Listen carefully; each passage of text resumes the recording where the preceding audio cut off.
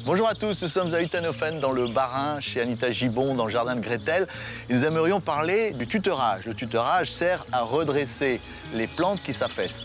Regardez l'astuce de notre amie Anita. Elle utilise simplement du bois tout ce qui est plus naturel. Là, c'est du noisetier. Alors, vous allez pouvoir lui donner toutes les formes possibles et imaginables, soit en forme de balustre, soit en forme de cercle, en forme de losange, d'étoile, de rectangle, de parallélépipède, peu importe.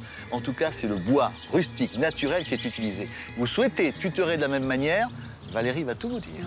Alors, première étape pour réaliser un carré, Laurent. Nous allons installer les 4 piquets qui vont venir constituer les 4 coins du carré.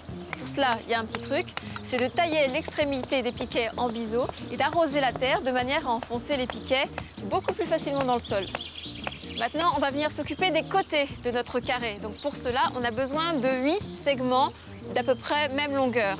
Donc on va regarder à peu près la taille, voilà, celui-là, c'est bon. Donc maintenant, on va découper à l'aide d'un sécateur et brancheur, 8 morceaux de noisetier de même longueur. Maintenant, on va venir fixer les tiges horizontales sur les piquets verticaux. Alors pour cela, c'est tout simple, on va utiliser soit du fil de fer galvanisé, soit du fil de fer gainé dans du papier, totalement invisible. Alors pour fixer les tiges entre elles, c'est tout simple. On passe le fil de fer et on le tortille. Voilà pour ce côté et voilà pour l'autre.